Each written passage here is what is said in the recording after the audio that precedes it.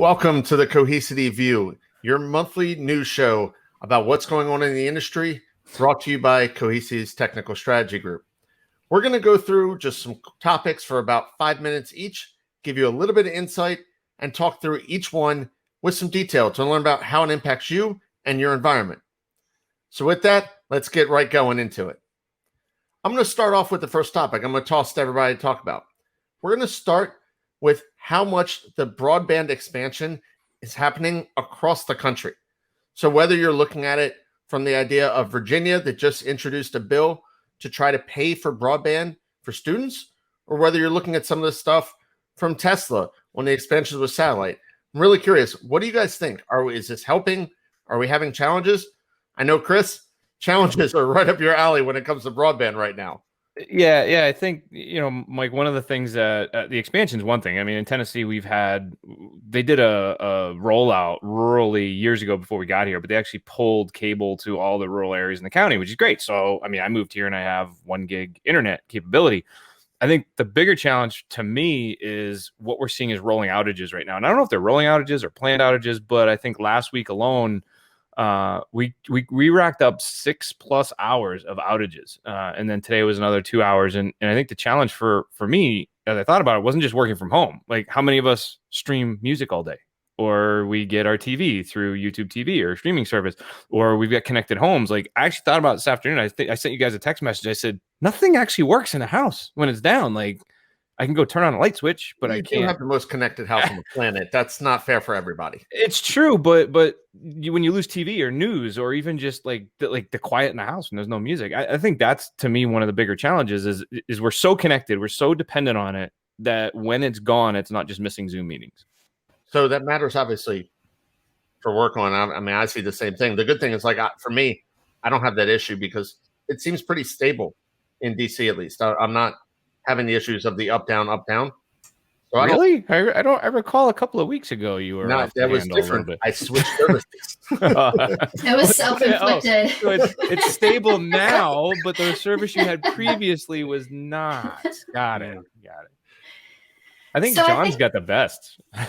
No, I'll be frank. Once Google came in and dropped fiber, once Kansas City was one of the first fiber cities that they announced, it really put all the providers on notice, and services have been pretty stellar. I mean, I've got 1 gig right now, and I've had it for multiple years. I can count on 2 fingers the amount of outages that were caused, and those were fiber cuts. And they're even rolling out faster broadband and 2 gig internet in some parts of the Google system as well. So it's only getting better. But did everyone step up their game with that? Like, did all the providers step up to fiber straight away with that? Or is it only certain providers you have in the area?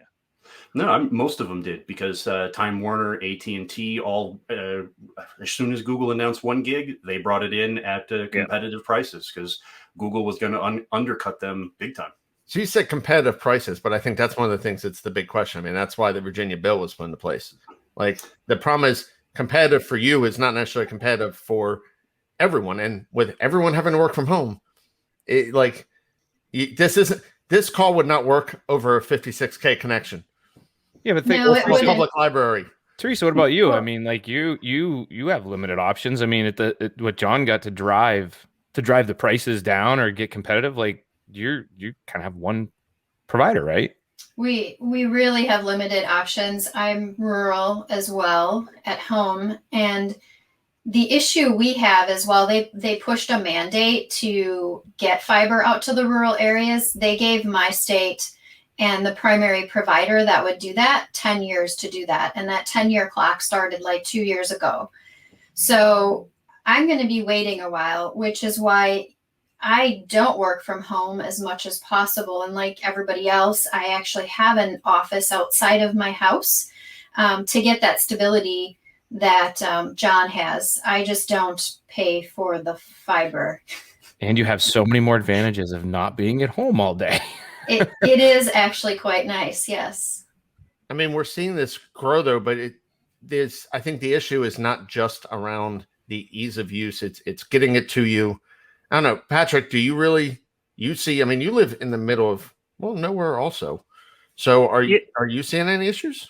So I'm kind of in the countryside, but the thing is as well is when I moved here, I did, like, you can do a checkup, and they told me I could get fiber, or I could get a good speed internet. Turned out I couldn't. So when I moved in here, I have very slow internet, like 3 megabytes. And then what happened is there's been this initiative where they've been rolling out fiber across the rural areas in the country, and that they originally said they're going to get 100%, but now the target's 85, and it's been night and day. So I've got there's options with like a gig or a 500 meg fiber line, and it's competitive, and it's literally the best thing ever. I was the first person to get it. Do you guys think that this is a result of having everybody working from home? They were seeing more? Because before, all our big internet came from the offices. I think so, but also the government initiatives, because there was a government initiative here that was actually working towards rolling it out in the rural areas. So that's probably something that will push it more, I'd imagine.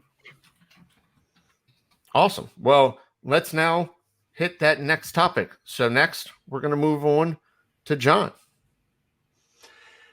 Well, folks, I've known plenty of folks who've worked there, visited the company plenty of times as a tech field day delegate.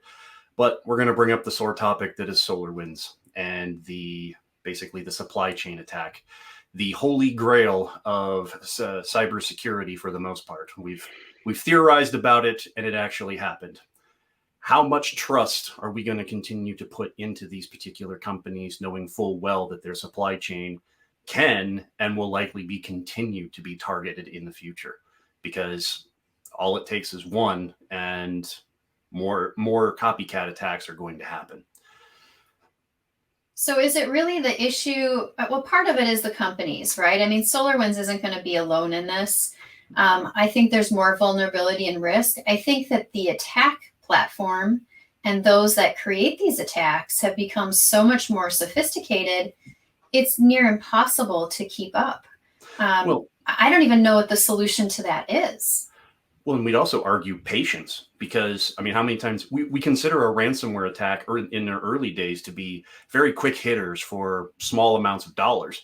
Now what we're seeing is long, sophisticated compromises all the way down to code bases to potentially impact hundreds upon hundreds of more sources instead of what you'd consider a traditional vulnerability botnet attack. Well, and it's so easy to get ransomware now.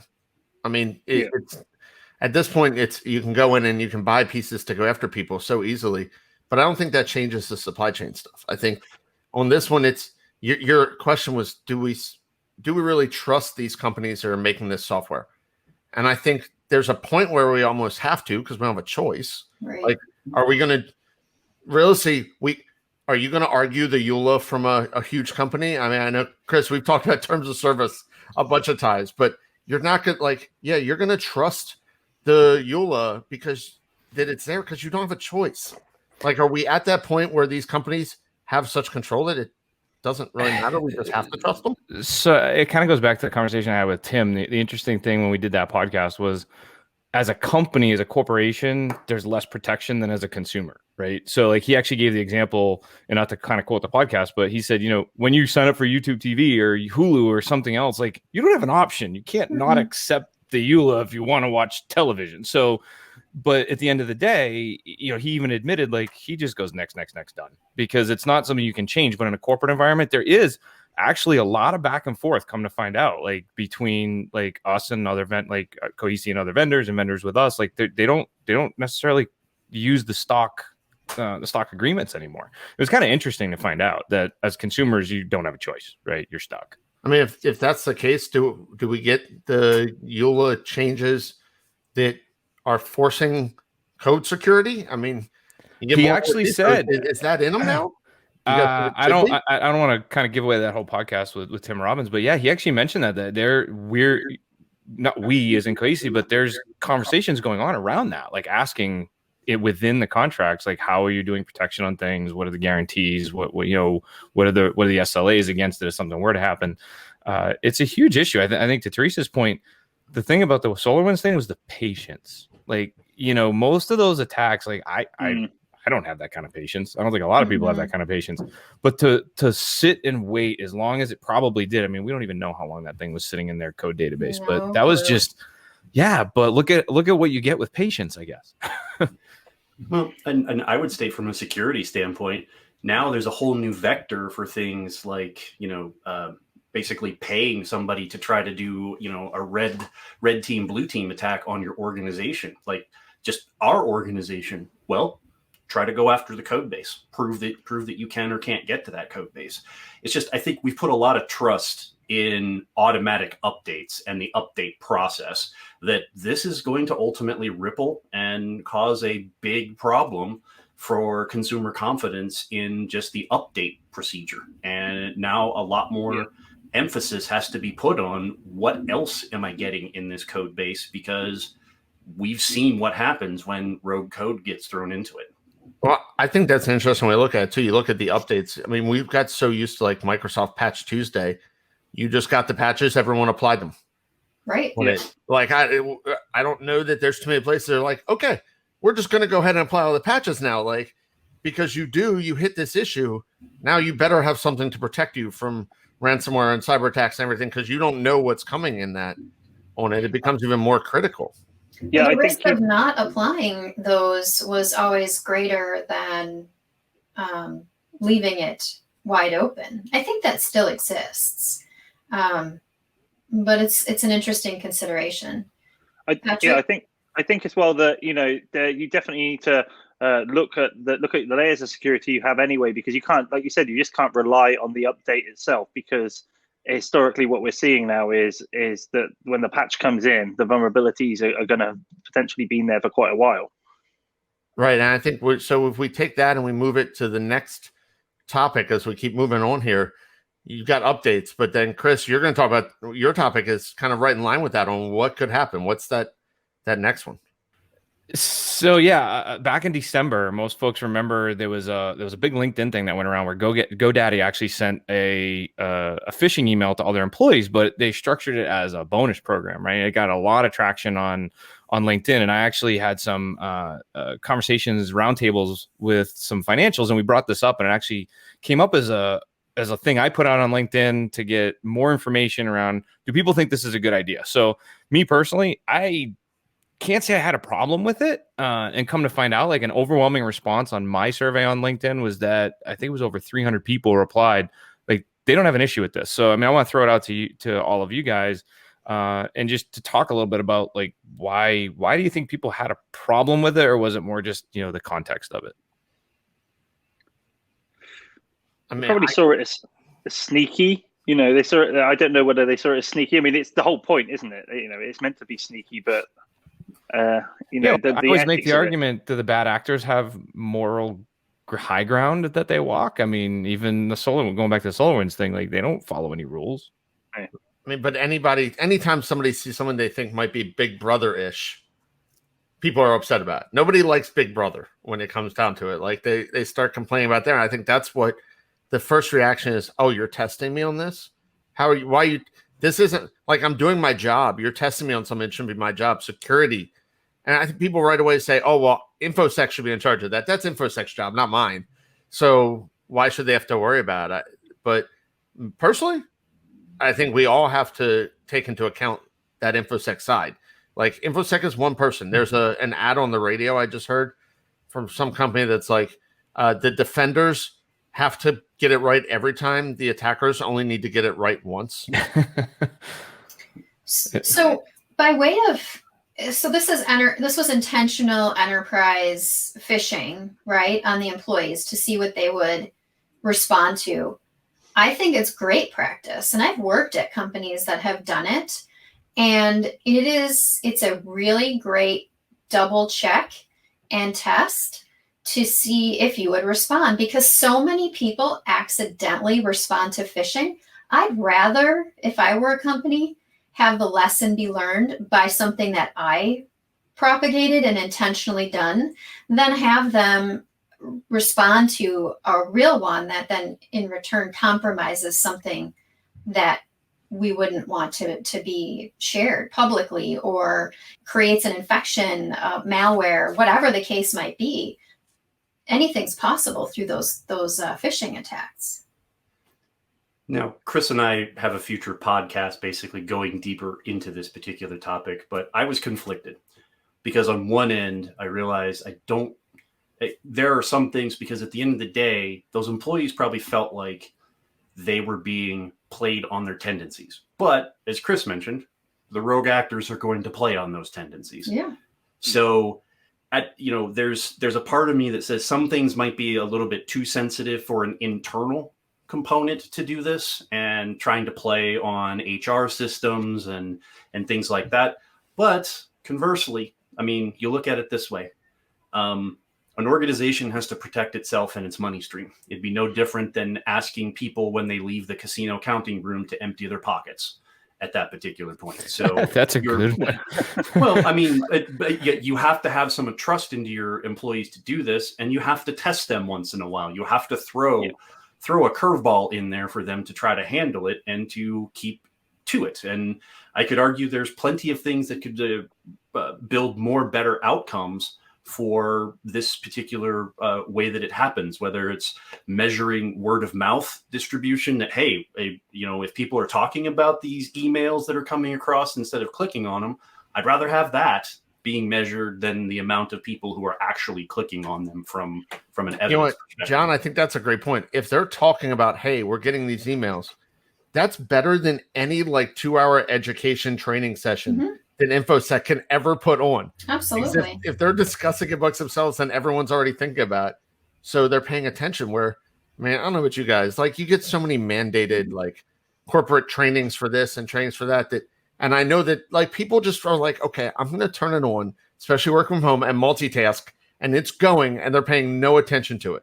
So in all reality, thinking nowadays that those are working may be a bit of a stretch. The exercises that one of the enterprises I worked in did even included corporate phone calling, where they even changed the names on the phone slightly off by a digit to try and trick people. So just making sure people are paying attention, I think that's a good thing to exercise. Yeah. But do you want a COO that changed his, always called from an unlisted number just so we didn't know it was him? Do you want to get in a situation where the company doesn't trust their own internal emails? They offered these guys a bonus. Okay, so these guys are, hey, I've got a bonus, and then they fill this in, and then they go, oh, actually, it was just a test, and you're not getting your bonus. That's a good point. If it starts risking the trust in internal emails, but internal emails is actually where the next topic goes. So that was a great segue, Patrick. So when we go to Teresa, we'll hear about some of the exchange issues. So Teresa. Yeah. So in the recent past here, Microsoft Exchange on premises has been in the headlines. So if you're running an on-premises deployment, you likely are familiar with this topic. So a group, it looks like it was tied back to a group called Hafnium, if I'm saying it correctly. So as I was talking about earlier, you've got these enterprises, but you have these organizations that structure these attacks intentionally. Well, they found a vulnerability within the Exchange server platform, essentially took advantage of that and gained access to mailboxes and planted malware. And that eventually, of course, has turned into some pretty destructive experiences for people who are running that on-prem Exchange. And it's Exchange 2013, 16, 19. And it's been really interesting to watch unfold behind the scenes as some enterprises ignored the fact that this was coming and didn't patch, are now infected. Microsoft just released a second set of patches because some organizations were having trouble deploying once they were infected. So just the response on this has been interesting. I don't think it's over yet, despite the fact that there's been guidance provided. As soon as you start talking about email, I question, there's integrations there with Active Directory. I have no proof that there's anything exposed there, but again, you just think about the potential ramifications here that enterprises are now struggling with as a result of malware and a vulnerability in code. It goes back, you mentioned there's already updates, though, that this actually pulls us right back to the supply chain question from John, too. I know. Did people not put the patches on because of it? Are they gun shy about doing patches at the same time? We'll go back to tendencies. And like we said, we played on human tendencies, but now we're playing on corporate IT tendencies. The kick the can later for patch rollouts because we've determined through a change advisory board that that's too destructive and needs to wait 6 months from now. So the damage that can happen between now and 6 months with an exposed vulnerability that's running rampant on the internet versus trying to realize some of these things need to get put in there a little bit quicker than a 6-month security patch update mandated by a cab. This was one of those ones as well where when they released the update, it had been out there for a long while, and people were saying, if you've been doing the update, if you've rolled out that update, you have to assume that you've been compromised because you probably have. Yeah, one of the recommendations, like I know that there's patches, but I've also seen some who are, by way of response, taking the even more cautious road in actually redeploying their servers.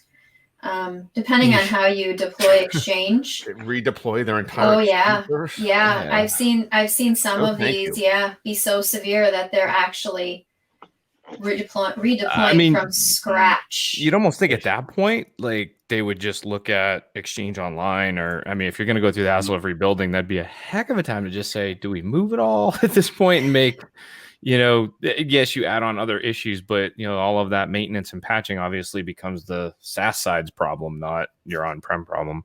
So the catch-22 with that is in any migration to the cloud, you have to maintain an Exchange hybrid server on-prem.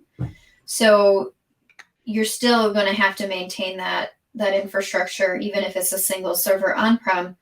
Plus, those projects to move to the cloud, those don't happen overnight either. People really need to fix what's wrong in the enterprise, then make that decision. I think we'd all agree that rebuilding their entire Exchange infrastructure won't be overnight either. It won't. If they have a database availability group, they should, in theory, be able to replicate their databases pretty quickly once they've started redeploying those servers. But yeah, it could be a few days. Is this something that's going to really push people to move to the cloud side more? Do you think is this a reason to look at the others? And is this something that anybody could do to prevent? Like, what can they do to prevent it?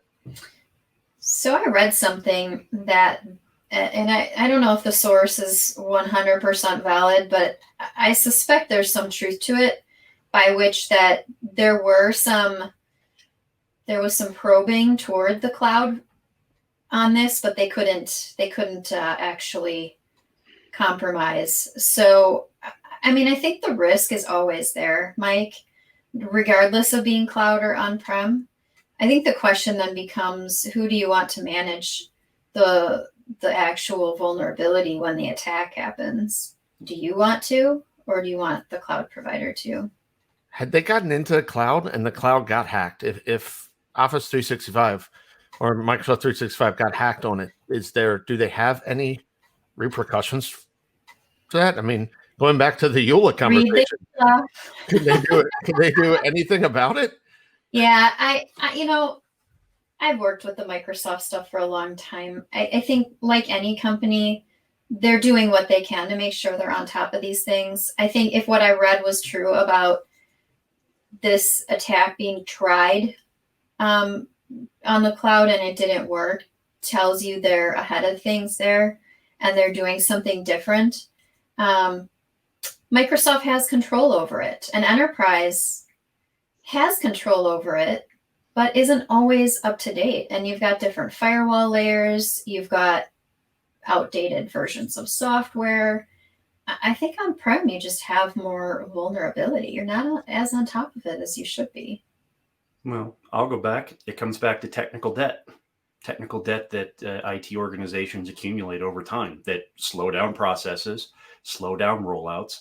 You've got a group in Microsoft that's specifically hyper-focused on keeping the Office 365 environment up and going, and that's their entire job, not necessarily trying to get the backup guy, the security guy, and a night shift person to somehow figure out how to get Exchange patched at some particular point during the course of the day. So yeah, they're on top of it.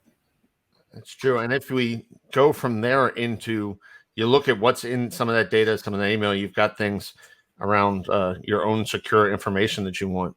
And Patrick, there's been some changes around some data governance that you think is an interesting one. Yeah, so recently the EU have released a paper that they put out there saying where their vision is going for like next 5 to 7 years. And this was the topic I really wanted to bring in, which it does tie together some aspects of what we've talked about as well, because it kind of raises a lot of the points. The EU put out their European data strategy, which basically means that their vision is to create a single market for data, where like data that can flow freely. So basically what that means is it's all the member states are going to have specific rules that are going to govern how data is transferred between those member states, and also rules for access to the data and how they're going to be fair and practical. It's going to obviously touch on GDPR as well, but it's going to have it's going to bring up a lot of things that we've already discussed, because the whole data strategy is going to depend largely on the underpinning infrastructure that's supporting it. And that's going to include cybersecurity and the technology, connectivity in particular, that's underpinning it as well. So some member states have better infrastructure than others, and will that cause a digital divide between member regions and stuff like that? And that's really what I wanted to throw out, because obviously if you're going to roll out this type of strategy across multiple countries, that's an overarching umbrella. What the impact's going to be from that, and that's obviously going to touch on everything we've just talked about.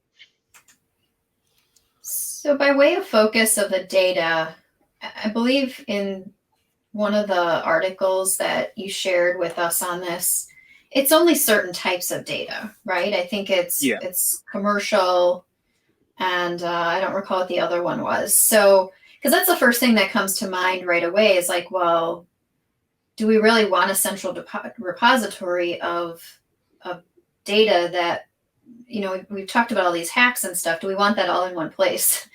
But so it depends on the type of data it is. But overall, I find this pretty interesting.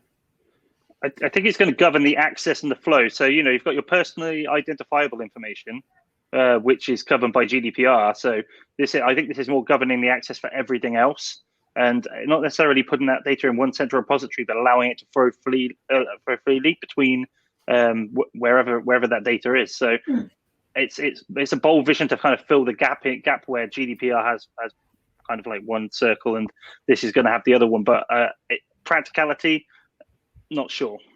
Governance. Yeah, with a lot of government implementations, we see that with certain states over here in the United States as well. But I go back to the fact that, let's not beat around the bush. You, Patrick, live in the UK. You're not going to be a member of the EU at some particular point. I'd be interested to see how non-EU entities are also going to be able to gain access to that data, and how that's going to be able to allow for any sorts of flow between. I won't even call it freeform, because I'm sure it'll be as convoluted of a pipe as possible. But the interesting thing is, if you can share it between that sovereignty, great. But there's an entire world that you might want to be able to share some of that data with as well, outside of things like a European Union essentially contract with all the nation states. Well, and to be honest, when I first read the paper, I don't know that I would go so far as to call it a paper. I mean, 3-pager. It's a 3-page PDF document that outlines an idea, and there's a whole lot more that's got to go in behind it. There's a dozen questions that kind of came up, which I asked you, which was like, well, this is great. This is their vision, but how much of that's going to come to fruition? What's it going to take to make all that happen? What kind of systems are going to be put in place? And to John's point, like, you're not even part of the EU anymore. So, you guys the UK is going to have a whole different set of circumstances dealing with it, because you're so close to the European Union physically. You're going to have to, contend with it now being away from it. Yeah, we did basically carbon copy effectively all of the data regs that came across, and now they're messing with them all now, which is really not very helpful. But you're going to see that happen with this. Obviously this is only going to govern what's in the EU, but it is very much kind of, this is our vision, but we're only done a couple of pages, and they're going to have to expand on it considerably before anyone's actually going to be scratching their head. I think we're going to get another case of GDPR where no one bothers implementing it until the deadline's already gone past 6 months.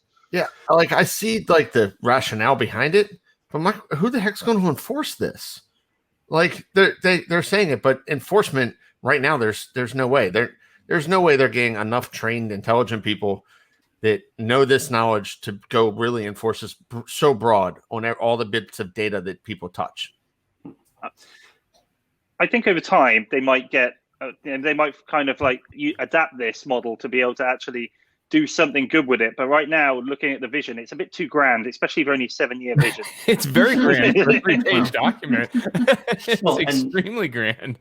And as everybody stated, the devil is in the details. And a 3-page PDF from the EU isn't going to give you the details necessary to know exactly what it's going to take. And just like you said, Patrick, it'll be 6 to 12 months after the initial adoption before folks either try to get on board, or you're going to start to see a lot of changes and mandates made across the board to retrofit it either for certain sovereignties that might already have their own individual laws in question, or divisions in between that, basically turn that 3-page document into, maybe its own subsection within this data ring. It'll definitely be interesting to watch it unfold, though. I think, if nothing else, and know about it this early, and then see how it progresses, and then honestly see how it maps to the original. Like, save the original PDF. Yeah, that's a good point. It would be interesting. It would be interesting to see as well, because it would be whether or not they are going to fund some of the member states that have lower infrastructure or lower quality infrastructure to bring them up to spec, and then that will improve the connectivity for people in rural areas and stuff like that. So it could be a force for change if they get behind it enough.